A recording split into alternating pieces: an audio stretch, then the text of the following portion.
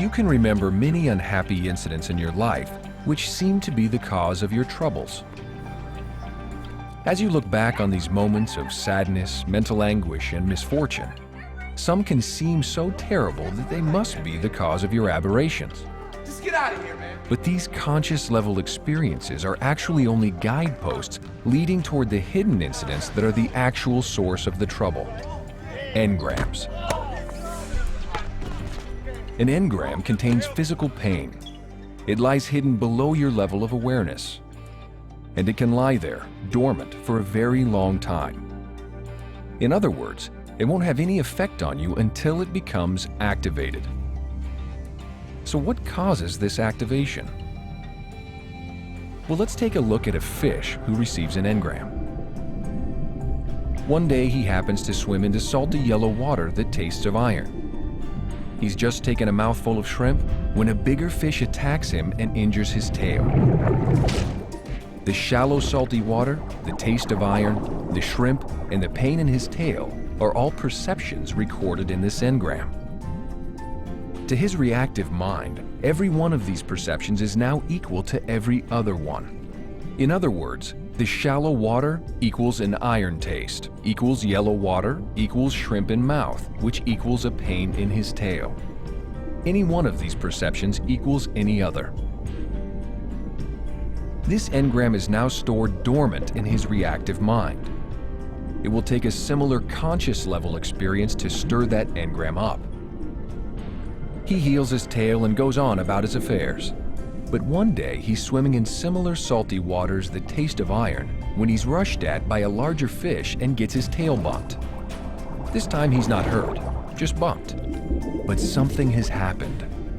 There were enough perceptions in his current environment that were similar to the perceptions in his engram to cause his reactive mind to activate that dormant engram. This is called a key-in. The term key-in is taken from electronics. A key is a device that opens or closes an electronic circuit. So when we say an engram has keyed in, we mean it has been activated and thrown into circuit. It's now hooked up to the operating machinery of his body without his control, ready to be very easily restimulated anytime any part of it appears in his environment. The next time the fish swims into shallow salty water, he begins to feel nervous. He knows something is wrong in the environment, but he doesn't know what. The shallow salty water has restimulated the original engram. When the water becomes yellow, he begins to get a small pain in his tail where he was injured in the engram. His reactive mind is using the warning of pain to force him to swim away before he gets hurt. But he swims on. Suddenly, he sees some shrimp, and the pain in his tail gets stronger, and away he goes in a flash. Now, no fish was after him, but something was telling him he was in a dangerous place. In a fish, this reactive behavior is a survival activity of a sort and may serve a purpose. But in a human being, this survival mechanism has long outlived its usefulness, but it is still there. Let's see how this applies to a woman who has a cooking accident. I better get my salad. Yeah, please do.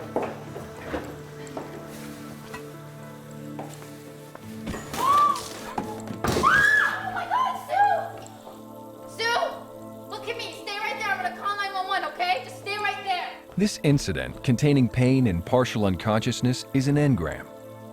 Its contents include the sound of the running faucet, the sight of the spilled pot lying on the floor, the pain of the burn on her hand, as well as the statements her friend made, including, "Stay right there," Stay right there, okay? I'm gonna call 911. and "Look at me."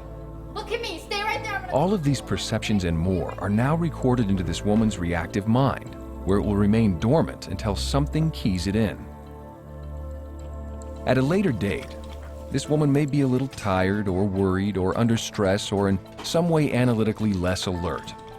If her present environment contains enough similarities to the elements found in the dormant engram, it will key in that engram without her knowing it. The recording will play back, and she'll dramatize the same words, thoughts, and emotions that the engram contains. Are you okay? Stay right there. Look at me. I told you not to play in the kitchen. You can get hurt in here. Go to your room. Now! She may even feel some pain in her hands where she was burned before. The things in her environment now, like the kitchen, the pot of water falling, and the faucet running, are re-stimulators. They're similar enough to the perceptions in her original engram to key it in.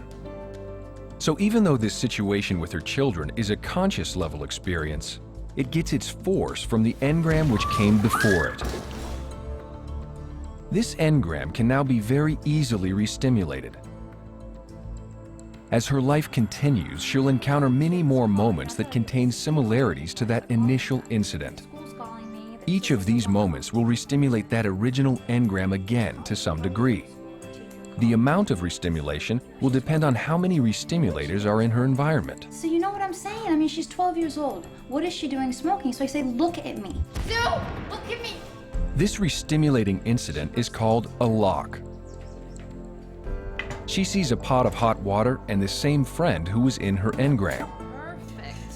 These perceptions are locked to the earlier incident of getting burned by boiling water.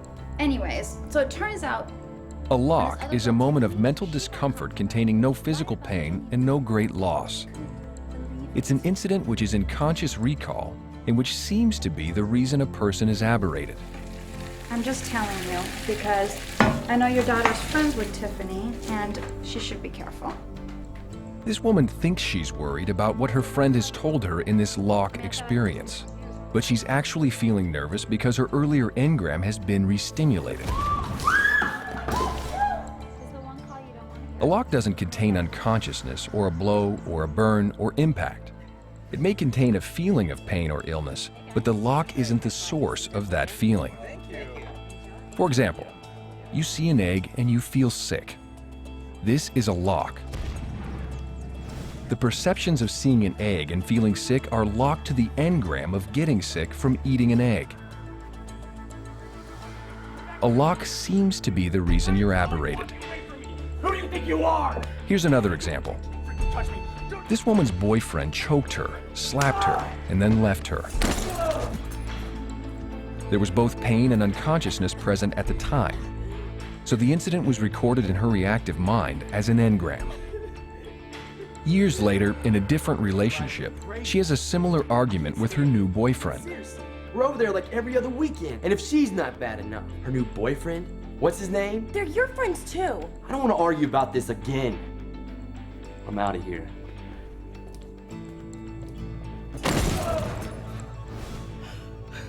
But this incident contains no physical pain, just mental anguish. It's a lock, a conscious level experience that gets its force from the engram it is locked to. It's re-stimulated the earlier engram, but she doesn't know that. Baby, Because the man left her in the original incident, she irrationally thinks the new boyfriend will leave her too. Her aberration appears to be caused by this new argument, the lock, but it's actually caused by the engram lying beneath it. Throughout your existence, you'll experience many incidents which have similar content.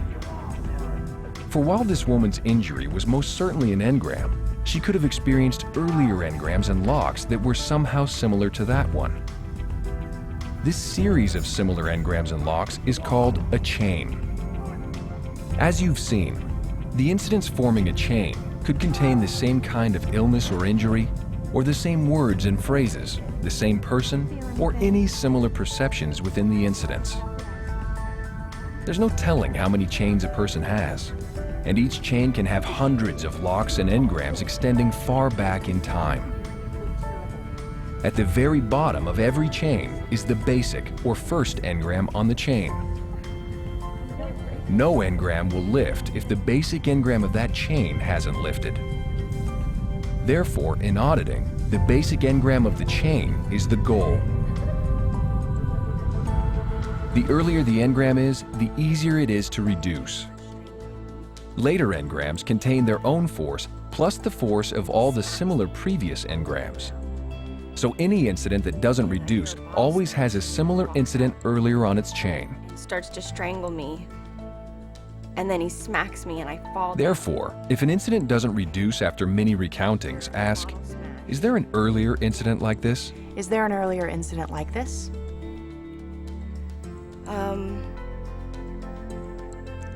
Oh, yes, there is. Very good. Begin at the beginning and recount it. I'm 3 years old, and my dad is spanking me. Run that earlier incident just as you would any incident. Pushes me against the wall. And if that one doesn't reduce after several recountings, find an even earlier one. Okay.